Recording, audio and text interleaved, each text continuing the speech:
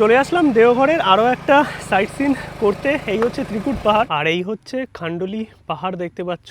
এইরকম টিলা পাহাড় প্রচুর তোমরা পেয়ে যাবে মধুপুর দেওঘর গিরিডি এরিয়াতে। ভেতরে গর্ভগৃহ, মহাদেব বিরাজমান।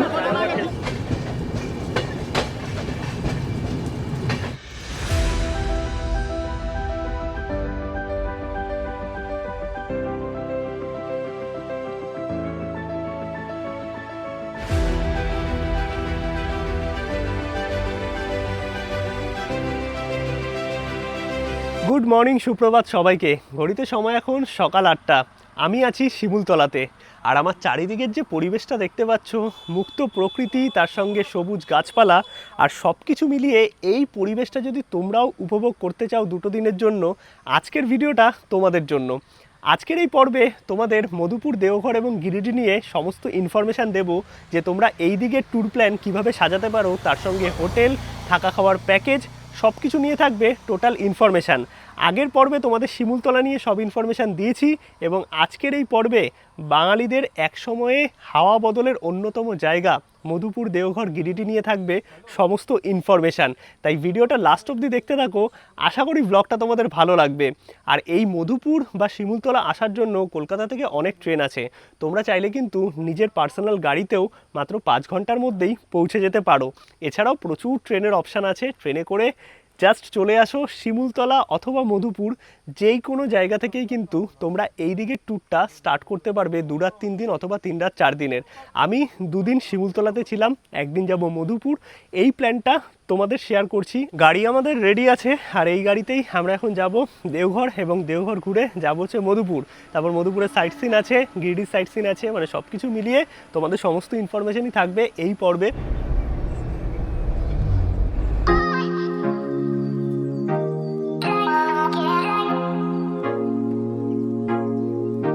চলে আসলাম এখন আমরা বৈদ্যনাথ মন্দির, মানে দেওঘরের বাবাধাম মন্দিরে, যেটা 12টা জ্যোতির্লিঙ্গর মধ্যে একটা। চলো এখন আমরা যাচ্ছি মন্দিরে। আর বাইরে প্রচুর ডালার দোকান আছে, যেরকমটা সব জায়গাতেই থাকে। তোমরা ডালা নিয়ে মন্দিরে পুজো দিতে পারবে। নর্মাল লাইন এবং ভিআইপি দুই ব্যবস্থাই আছে। এই হচ্ছে বৈদ্যনাথ ধাম মন্দির, ভেতরে গর্ভগৃহ, মহাদেব বিরাজমান। আর কত ভিড় দেখো, সকাল সকাল এসছি আমরা। এখন যাচ্ছি আমরা বাবার দর্শন করতে। আর কপাল আমাদের এতটাই ভালো যে মন্দিরের নর্মাল যে জেনারেল লাইন, সেই লাইন খালি আছে। তো এখন আমরা যাচ্ছি, দর্শন করব, দর্শন করে দেন তোমাদের সাথে কথা বলছি আবার। এখন কিন্তু আমরা যাচ্ছি বাকি যে দুটো দেওঘরের সাইট সিন আছে সেগুলো দেখতে। না, টোটো করে নয়, টোটো করে মন্দির থেকে তোমরা পার্কিং অবধি যেতে পারবে। পার্কিং আমাদের গাড়ি দাঁড়িয়ে আছে, আর 10 টাকা করে টোটোতে নেয়। তোমরা পার্কিং থেকেও টোটো পেয়ে যাবে মন্দির অবধি আসার জন্য, আর মন্দির থেকেও তোমরা কিন্তু টোটো করে পার্কিং অবধি পৌঁছাতে পারবে। এরপরে আমরা কোন কোন দুটো স্পট দেখবো দেওঘরে? তপবন, ত্রিকুট পাহাড়। আচ্ছা, মানে মোটামুটি দেওঘরের বাবাধাম মন্দির, তপবন আর ত্রিকুট পাহাড়, এই 9 লক্ষ মন্দিরও আছে। আচ্ছা, 9 লক্ষ মন্দির আছে, যাওয়ার সময় পরে তোমাদের দেখাবো। চলো, এখন আমরা চলে আসলাম দেওঘরে আমাদের পরবর্তী দর্শনীয় স্থান নলক্ষা মন্দির। প্রথম আমিও ভাবতাম নলক্ষা মন্দির নামটা শুনে কালী মায়ের মন্দির হবে, বাট না, ভেতরে কৃষ্ণ গোপাল ঠাকুর আছে। আর মন্দিরটা খুব সুন্দর, তোমাদের দেখতে বেশ ভালো লাগবে। বাইরে পার্কিং আছে, পার্কিংয়ে গাড়ি থাকবে, আর পার্কিং চার্জও কিন্তু আছে। বাট পার্কিং বা এন্ট্রি টিকিট কোনো জায়গায় যদি থাকে, সেগুলো কিন্তু প্যাকেজের মধ্যে ইনক্লুড থাকে না। এই হচ্ছে নলক্ষা মন্দির। মন্দিরটা কত সুন্দর দেখো। তোমরা বাইরে জুতো খোলার জায়গা পেয়ে যাবে, এখানে জুতো রেখে তোমরা কিন্তু মন্দিরের ভেতরে ভগবানের দর্শন করতে পারবে। এই হচ্ছে পুরো মন্দিরটা দেখতে পাচ্ছ, সামনেটাই সুন্দর গার্ডেন মতো আছে, বেশ সুন্দর কিন্তু একদম সাজানো গোছানো মন্দিরটা।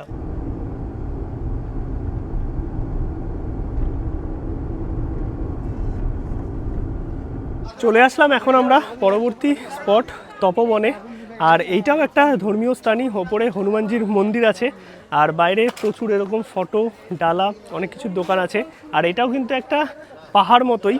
আর এইদিকে আছে পার্কিং, পার্কিংয়ের সাথে ওয়াশরুম, সব কিছুই তোমরা এখানে পেয়ে যাবে। আর ব্রেকফাস্ট যদি করতে চাও, সেই ব্রেকফাস্টের অপশানও কিন্তু প্রচুর এইখানে আছে, মানে খাবার দাবারের অপশান আছে। আর তার সঙ্গে এই যে পাহাড়টা দেখতে পাচ্ছ, এই ওপরেই হচ্ছে তপবনের হনুমানজির মন্দির। এইরকম মার্কেট মতো করা আছে। আর এইখান থেকে আমরা যাচ্ছি সামনের দিকে। এই হচ্ছে তপবনের সেই পাহাড়। আর এখানে কিন্তু বাদরের উৎপাতও আছে, তাই একটু সাবধানে। ভেতরে অনেক কটা গুহা আছে, আর প্রতিটা গুহারই কিন্তু কিছু না কিছু মাহাত্ম্য আছে। এই হচ্ছে দেখতে পাচ্ছ মন্দির, তোমরা মন্দির দর্শন করতে পারবে। আর সিঁড়ি দিয়ে ওপর দিকে তোমরা যদি ওঠো তাহলে কিন্তু পাহাড়ের অনেক কটা গুহা আছে, সেই গুহাগুলো তোমরা দর্শন করতে পারবে। আর এখানে বাদরের উৎপাতও কিন্তু অনেক।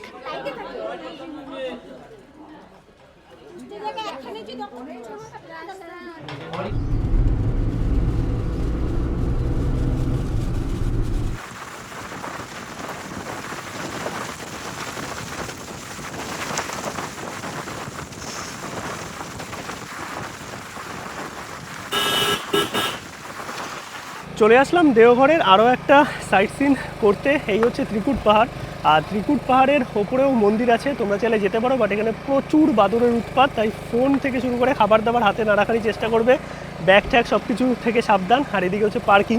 এই হচ্ছে ত্রিকুট পাহাড়। বেসিক্যালি তিনটে পাহাড় আছে, একটা মিডিলে একটা আর ওই পাশে একটা, তিনটে পাহাড়। আর এই তিনটে পাহাড়কে কিন্তু ব্রহ্মা, বিষ্ণু এবং মহেশ্বরের সাথে তুলনা করা হয়।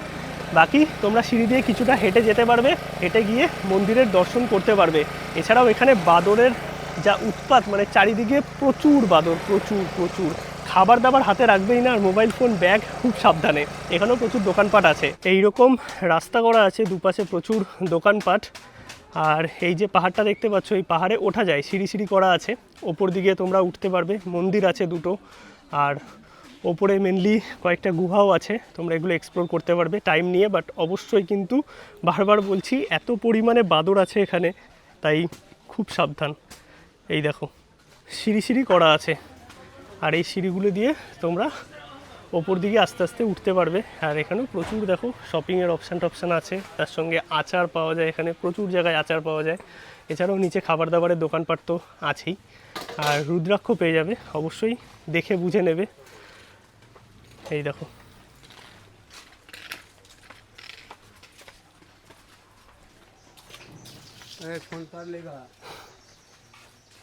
এই যে বাদরের উৎপাত, বাদরের এত উৎপাত, ফোন বার করতেও আমার ভয় লাগছে। উপর দিকে মন্দিরের ওখানে আরও বেশি বাদর ছিল। তো এখন বেরিয়ে যাচ্ছি আমরা গিরিডির দিকে।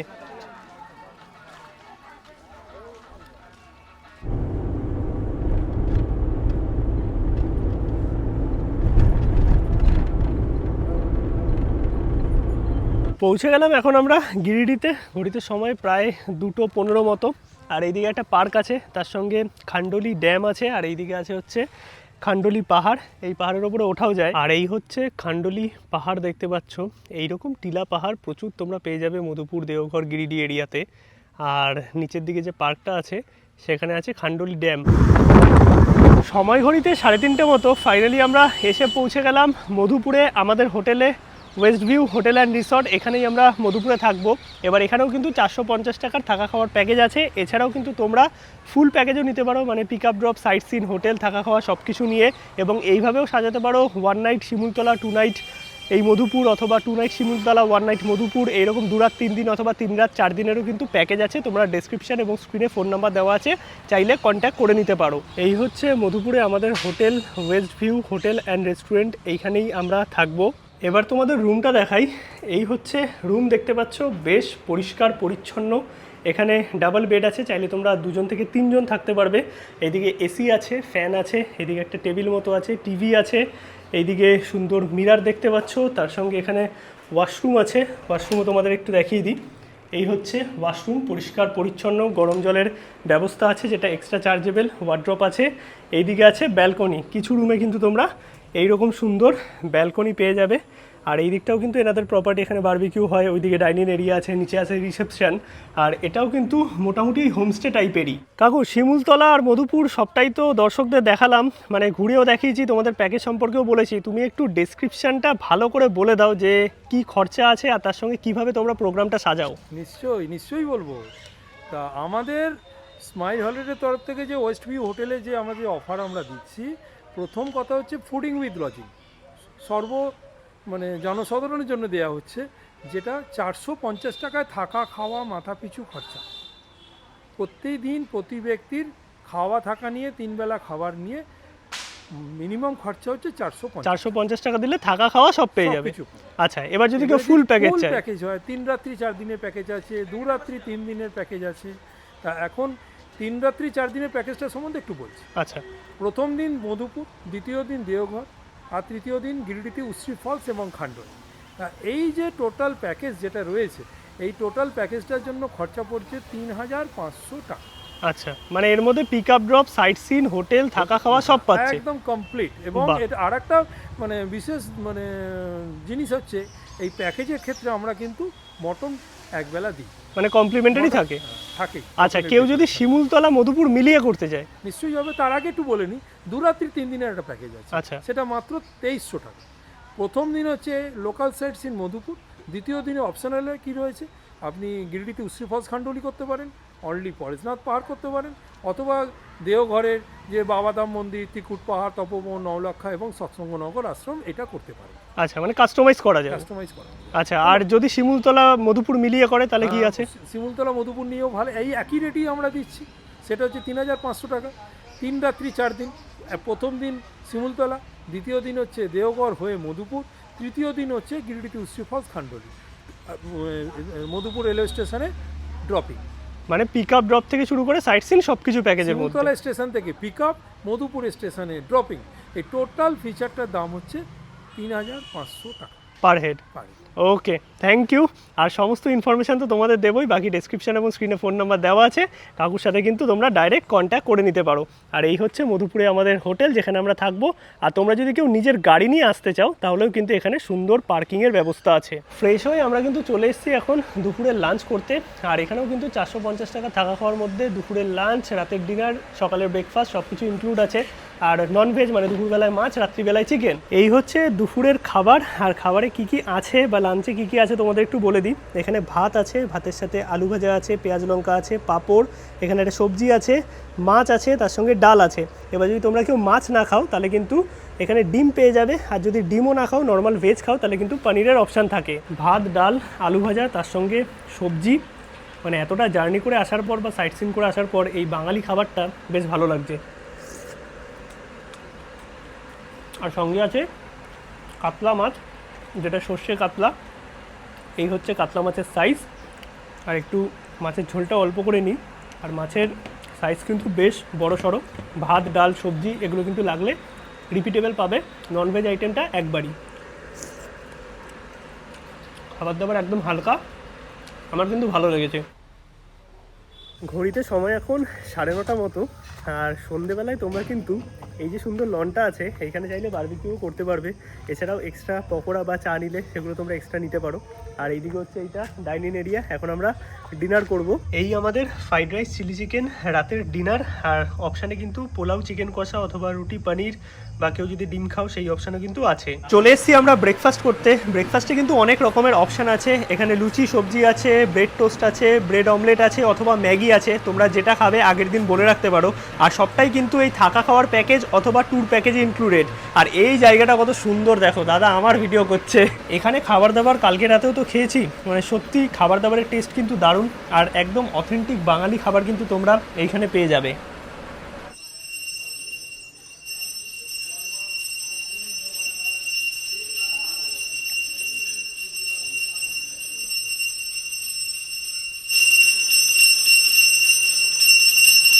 প্রথমে আমরা ভেবেছিলাম মধুপুর লোকাল সাইট সিন করে নেবো, বাট বাইরে বেশ ভালোই বৃষ্টি হচ্ছে। আর সাইট সিন করতে গেলে তো আমাদের নেমে দেখাতে হবে। এইগুলো সবই কাছাকাছির মধ্যে। তার জন্য ভাবলাম আগে গিরিডিটা আমরা ঘুরে আসি। ওটা মোটামুটি এখান থেকে কিতনা টাইম লাগেগা? 1 ঘন্টা? 1 ঘন্টা সময় লাগবে প্রথম স্পট 1 ঘন্টা। আচ্ছা, প্রথম স্পট 1 ঘন্টা। আর গিরিডিতে কিন্তু অনেক কিছু দেখার আছে। আর এইখানে লোকাল সাইট সিনে আর কি কি বাকি ছিল? এখানে চিউটিয়া পাহাড়, পাথল কালী বাড়ি মন্দির, আশুতোষ মুখার্জি রোড, এইসবগুলো পুরনো বাঙালি বাড়িগুলো। আচ্ছা, এই স্পটগুলো কিন্তু আমরা লাস্ট ডে মানে যেদিন আমাদের চেক আউট আছে সেদিন সকালবেলায় দেখে নেব। এখন যাচ্ছি আমরা গিরিডি। এই হচ্ছে উশ্রী নদীর ওয়াটারফল। কত সুন্দর দেখো, সত্যিকারের গিরিডির এই ওয়াটারফল তোমাদের কিন্তু মন কেড়ে নেবে। এই জলপ্রপাতটাই কিন্তু উশ্রী নদী নামে পরিচিত, যেটা নিচের দিকে নেমে গেছে। চলে আসলাম একদম ওয়াটারফলের সামনে। কত সুন্দর লাগছে দেখো, সত্যি দারুণ। আর এই সাইড দিয়ে কিন্তু তোমরা ওপর দিকেও উঠতে পারবে। আর যদি কেউ মনে করো যে এখানে এসে স্নান করবে ঝর্ণার জলে, সেটাও কিন্তু করতে পারবে। সাথে ড্রেস রাখবে। এখানে মোটামুটি জায়গা আছে, ওয়াশরুম থেকে শুরু করে সব কিছুই অ্যাভেলেবেল।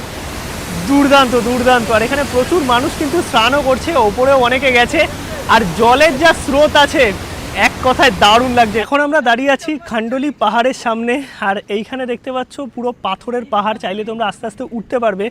আমরা আর ট্রেক করছি না এখন, চলো যাব নেক্সট পয়েন্টের দিকে। আর এখানে একটা জিনিস দেখাই তোমাদের, এখানে তো ওঠা যায়, বাট এই দিকে দেখো এই পাথরটাকে কীরকম সিংহের আকৃতি দেওয়া হয়েছে, এইদিকে একটা ছোট হাতির আকৃতি দেওয়া হয়েছে। আর জায়গাটা কিন্তু সত্যি সুন্দর, বাট তোমরা এখানে যদি ওঠো আস্তে আস্তে উঠবে। এই দিক দিকে রাস্তা করা আছে, চাইলে এদিকে সিঁড়িও করা আছে, সিঁড়ি দিয়েও তোমরা কিন্তু এই পাহাড়ের ওপরে উঠতে পারবে।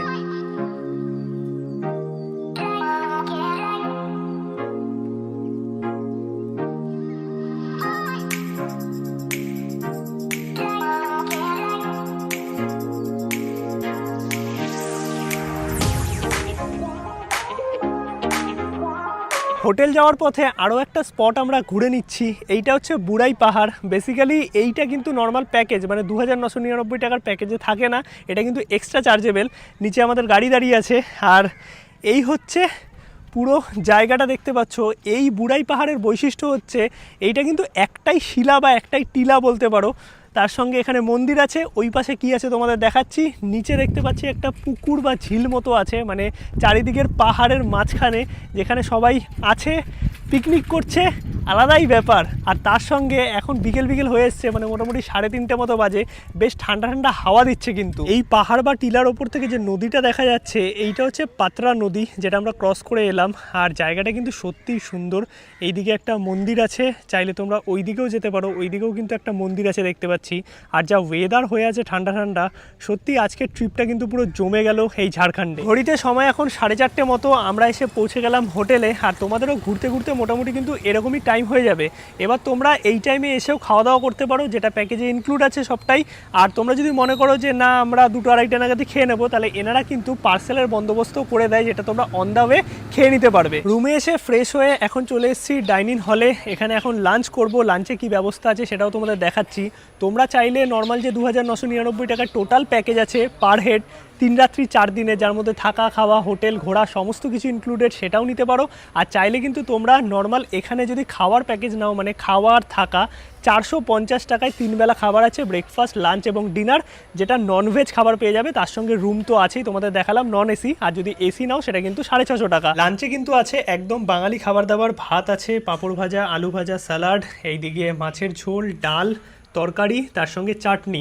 আর তোমরা যদি 450 টাকার থাকা খাওয়ার প্যাকেজ আন্দাজে বলো, সত্যি এত কিছু আইটেম দিয়ে হয় না। আর যদি 3000 টাকার টোটাল ঘোরার কথাই বলো না কেন, তাহলেও কিন্তু লাঞ্চে এইরকম খাবার দাবারই পেয়ে যাবে। এবার একটু টেস্ট করে দেখি। এইদিকে ভাত, ডাল, সবজি এগুলো কিন্তু আনলিমিটেড, মানে যতবার ইচ্ছা। এখানে দেখো পেঁয়াজের ডাল আছে সুন্দর, অল্প একটু ডাল নিলাম। আর ডালের সাথে খাওয়ার জন্য কিন্তু এখানে ঝুরঝুরে আলু ভাজা আছে, তার সঙ্গে আলু পটলের এরকম তরকারি দিয়েছে। একটু টেস্ট করে দেখি কেমন লাগে।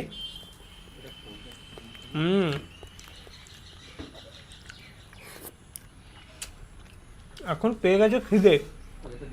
আর খাবার দাবার কিন্তু একদম অথেন্টিক বাঙালি খাবার, হালকার মধ্যে, যেটা আমার খুব ভালো লাগলো। কারণ তোমরা যখন ট্যুর করবে এই হালকা বাঙালি খাবারটাই কিন্তু দরকার।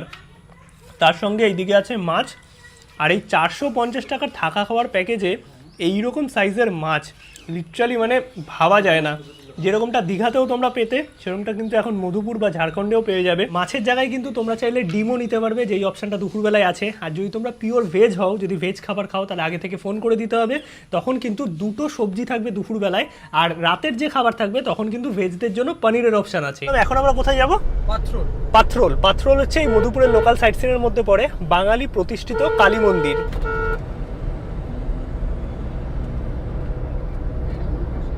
এই জায়গাটার নাম হচ্ছে ডালমিয়া কূপ। বেসিক্যালি এইটা 3 রাস্তার মোড়। এখানে 3 মাথা মোড়ের ওপরে কুয়ো আছে। আচ্ছা, এই যে মাঝখানটা যেটা ছিল, ওকে। আর এখন আমরা এই রোড দিয়ে যাচ্ছি কালী মন্দিরের দিকে। চলে আসলাম আমরা পাথরোল কালীবাড়িতে। এইটা কিন্তু মধুপুরের জনপ্রিয় একটা কালী মন্দির, যেটা বাঙালি প্রতিষ্ঠিত। এইখানে আমরা যাব, ভেতরে দর্শন করব। তোমরা চাইলে বাইরে অনেক ডালার দোকান পাবে, যেরকমটা আমাদের ওদিকে হয়ে থাকে। এখান থেকে ডালা নিয়ে কিন্তু মায়ের তোমরা পুজো দিতে পারবে। ভেতরে আমরা প্রবেশ করলাম, আর এই মন্দির কত পুরনো সেটা তোমরা দেখেই বুঝতে পারছো। এইটা হচ্ছে মায়ের মেন মন্দির।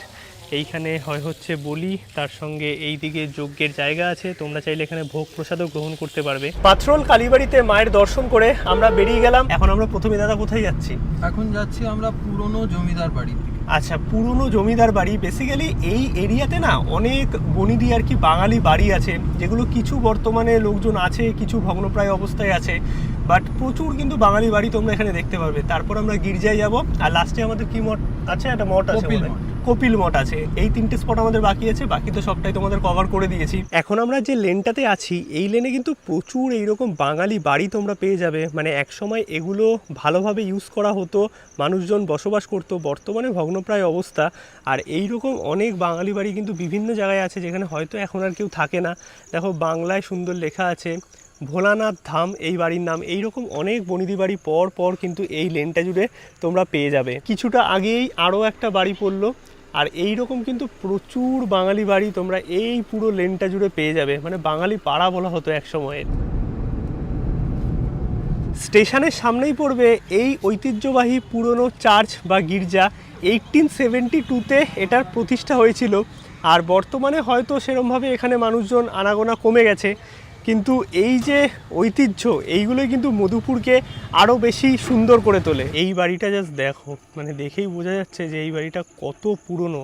আর এক একটা যে বাড়ির এরিয়া আছে না, এত বড় জায়গা নিয়ে, মানে আমাদের কলকাতায় বর্তমানে শপিং মল দাঁড়িয়ে যাবে এরকম জায়গায়। আর একটা বাড়ি তোমাদের দেখাই, এইটা হচ্ছে আশু ঘোষের বাড়ি, যিনি ছিলেন একসময় কংগ্রেসের অনেক বড় নেতা, বাট এই বাড়িও বন্ধ। এই হচ্ছে ভেতরের অবস্থা বর্তমানে বাড়ির, বাট সুন্দর। মানে একসময় যখন উনি বসবাস করতেন তখন কিন্তু বেশ ভালো অবস্থায় ছিল, মানে বাংলো বাড়ির মতো, সেটা দেখে বোঝা যাচ্ছে। এই হচ্ছে কপিল মঠের ভেতরের পরিবেশ, দেখতে পাচ্ছ কত সুন্দর।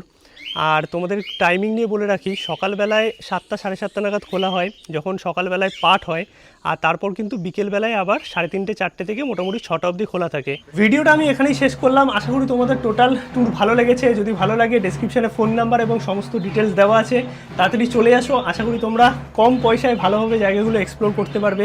দেখা হচ্ছে নতুন ব্লগে নতুন কোনো জায়গায়। ততক্ষণ তুমি সবাইকে টাটা। এখন ট্রেন আছে 9:30 জনশতাব্দী, সেটা ধরে আমরা মোটামুটি 1:30টার মধ্যে হাওড়া পৌঁছে যাব।